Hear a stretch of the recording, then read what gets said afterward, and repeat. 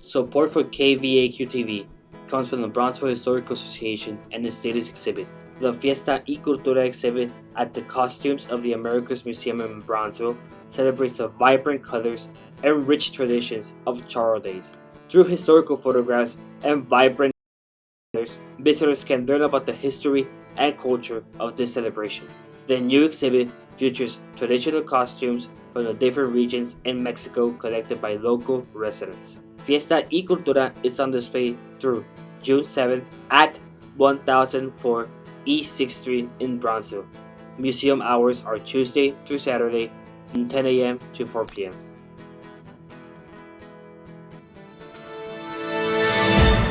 Coming up, the first case of the bird flu in Texas this year causes concerns in the valley. What you need to know in minutes. Plus, hurricane season is right around the corner. Experts weigh in on how global warming could cause stronger storms. And the UTRGV Orchestra performs one of Mozart's most esteemed pieces. KVAQ-TV starts now.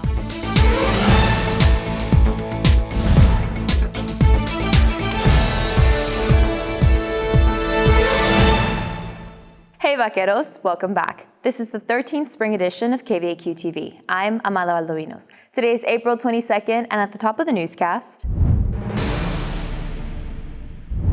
should the H5N1 bird flu outbreak in Palmer County in Texas cause concern for the valley? A state expert weighs in about the virus. Julia Guerrero has more. Earlier this month, the Center for Disease Control and Prevention reported the first human infected with bird flu in Texas this year. According to the CDC, the person infected worked with dairy cows that were presumably infected with the bird flu. This is the first time the virus has been found in cows and caused a cow-to-human infection. The dairy cows were said to be in the same area as an infected chicken stock in Palmer County. UTRGV Knapp Medical Center Chief Resident in Internal Medicine, Dr. Marta Solis, says the person infected experienced only mild symptoms, such as conjunctivitis. And while the risk of contracting the virus is low, it has similar symptoms to the seasonal flu that affects humans.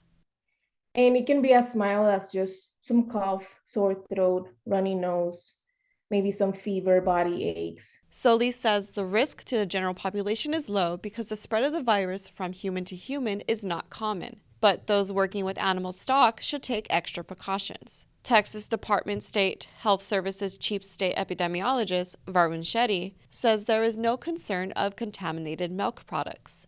We feel really confident that our milk supply is safe. So when you go to the store, you're buying pasteurized milk, and that is safe to drink. Shetty also says Texas has only seen activity so far in the panhandle areas, decreasing the chances of contracting the bird flu.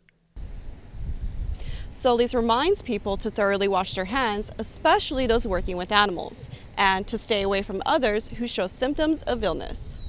For KVAQ-TV in Edinburgh, Julia Guerrero. If you're looking for a job in law enforcement, listen up. The City of Edinburgh is hosting a law enforcement job fair this Thursday at the Edinburgh Activity Center from 9 a.m. to 12 p.m. Over 30 employers will be on site in person and online. For more information, call 956-467-9814. The National Weather Service is predicting a busy Atlantic hurricane season ahead, with experts warning that global warming could intensify the strength of these storms. Monica Chavez with the details. We always say every year that people should prepare this year as if this is the year. This year, the National Weather Service expects a busier forecast than usual. The year of Katrina, we had 28 named storms. In 2020, we had 30 named storms.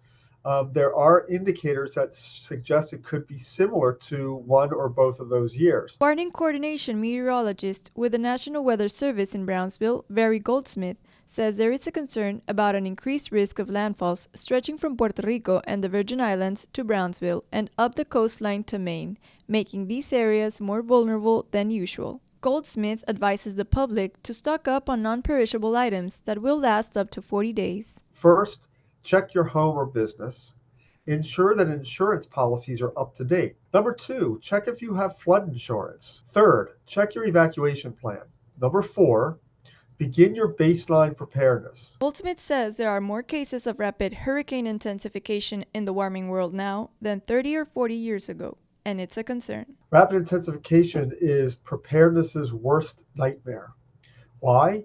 Because if you go from a tropical storm to a hurricane category 5 in just 24 to 30 hours, that doesn't give communities enough time to prepare. UTRGV Associate Professor of Plant Ecology and Sustainability in the School of Earth, Environmental and Marine Sciences, Christopher Gabler, says there is strong evidence to suggest that global warming makes tropical storms and hurricanes stronger. Warmer water helps the hurricane strengthen. It reduces the pressure at the eye of the hurricane, which drives its force, drives its rotational velocity, and allows it to accumulate more water and gain strength. Despite doubts among the public, Gabler explains the main cause of climate change and global warming is the increase in greenhouse gases from carbon footprints and may continue to affect the climate. For a full checklist of hurricane preparedness items, visit AmericanRedCross.org. For KVAQ-TV in Brownsville, Monica Chavez.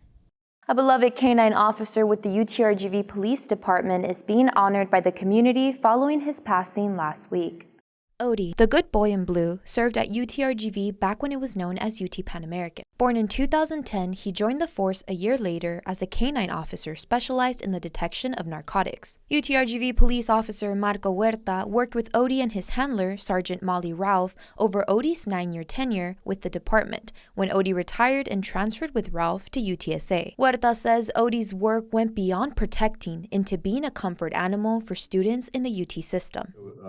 Canines have a very unique job, I guess, and they're very they're looked upon but especially by young kids. You know, they see the police dog, and it's like, wow, you know. They would go there, and people would see him, and go up, take pictures with him, and stuff like that. Officer Huerta says UTSA will host a service to pay tribute to Odie in the near future. Officers at the school will also wear a black ribbon around their badges during the ceremony to honor their furry friend. If you're looking to make a difference in your community and career path, the Impact Speaker Series is looking for help. Andrea Flores tells the story. Edinburgh Advisory Board committee leaders explain ways students can make an impact on the community while building experience and forming a career path. The Center for Student Involvement wraps up the Impact Speaker Series with a Q&A featuring 2 City of Edinburgh professionals. Cultural Events Supervisor Sandra Gonzalez and Juneteenth Committee member Sharon Smith share how being involved in the community have shaped their professional path. Smith says the experience has shed light on her culture. Embrace the history that Edinburgh has with African American culture. She adds that the UTRGV community, along with the city committee, have transformed a local cemetery for African Americans into a now memorable place. No one would take care of it.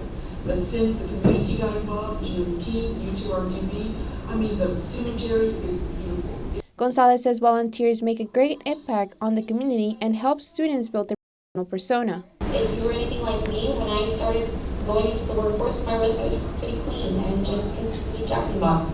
So I didn't have anything exciting. I didn't have any volunteer hours. Center for Student Involvement Program Coordinator Ashley Guzman says the Impact Speaker Series launched last semester, but it is in the works of becoming a networking tool for students to grow.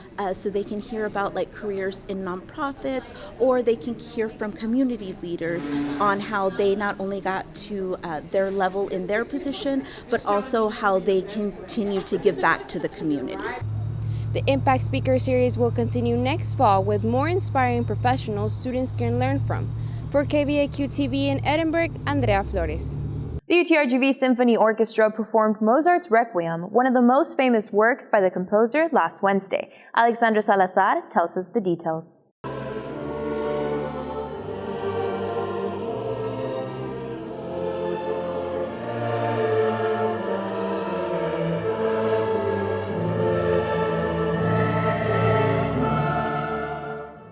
Mozart's Requiem is a composition of many emotions. It was the last work Mozart has worked on before his death in the late 18th century. UTRGV choir director and associate professor Sean Taylor says that with Mozart's music, there are many notes and a fast-paced tempo, making practice essential. He describes the emotional characteristics within the piece. There's lots of drama in the piece. There's music about judgment and big scary brass music, and then there's also really sensitive sort of mournful pieces, mournful movements that require a lot of sensitivity. There's just a really broad range of emotions that they can communicate with their instruments and with their voices. Choir freshman Angela Leal gives her thoughts about what she hopes the audience members will take from the experience.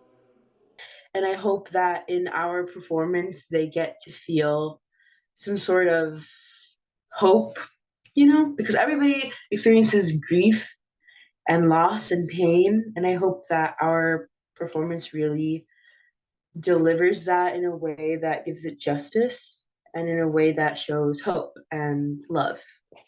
Taylor also says doing a piece of this scale is a first experience for many underclassmen in the orchestra and choir, challenging them to grow as musicians. Sort of a sense of accomplishment and a sense of recognizing your talent in performing a masterwork and performing something that gets done at major symphony halls and major concert halls across the world. For KVAQ-TV in Edinburgh, Alexander Salazar. Time for sports. At the top of the batting order, reporter Dayton Trevino with the need-to-know details on last Tuesday's baseball game. For the first time in 53 years, the UTRGV baseball team scored a win against UT Austin Longhorns last week. UTRGV will celebrate its 17-9 victory over the Longhorns by giving out free commemorative Vaqueros Beat Texas t-shirts to the first 1,000 fans who attend Friday's game against Stephen F. Austin. The Austin game saw the Vaqueros score in every inning except the ninth. Rio Grande Valley natives Martin Vasquez and Isaac Lopez clubbed 3 home runs combined. As of Friday, the Vaqueros were 18-15 overall and 7-8 in conference. UTRGV played a 3-game series against Tarleton State University. Results for the series are available on goutrgv.com. The Vaqueros are back in action against the Lamar University Cardinals at 6:30 tonight in the UTRGV Baseball Stadium. Now to the latest in basketball. 2 weeks ago, UTRGV Vice President and Director of Athletics Chase Conk welcomed new basketball head coach Kahil Fennell. Serving as the associate head coach for the Brigham Young University basketball team for the past few years, Fennell says he is excited about the new opportunities provided and is ready to help the team grow. I think it's a fledgling situation. Louisville was obviously an established massive basketball team and program, and BYU the same. And here we're growing this thing, and we're building something new and different, and really kind of introducing ourselves in a new way to the community at large, and it's really exciting. New UTRGV basketball coaching staff are still being brought on with the new associate head coach Brock Erickson, assistant head coach Dustin Yoder, and director of basketball operations Jacob Galindo. With the season in its final stretch, women's golf head coach Brian Novoa gave his reflections on the team's season so far. We had a few setbacks early with some injuries, but gosh, we've persevered, overcome, and it's been a very good learning opportunity for us and growing opportunity for us. The women's golf team finished its final game before the WAC Championships 16 out of 17 at the Bobcat Desert Classic 2 weeks ago in Goodyear, Arizona. Novoa says he will continue to monitor his team's progress as it continues to master its systems. You're only as good as your systems allow you to be. So basically, I feel like our systems at the beginning of the year or early 24, we're firing at about 56%, and now we're firing at 80%, 90%. So, that always going to add to strokes saved, strokes gained, and I just look for that trend to continue upward because we have very talented young ladies and skilled golfers. That's it for Sports Vaqueros. For KVAQ-TV in Edinburgh, Dathan Trevino swinging it back to the station. Thank you for joining us. Make sure to watch us Monday through Friday on VCast monitors and social media. For KVAQ-TV, for one last time, I'm Amanda Valdovinos. Have a great week, Vaqueros.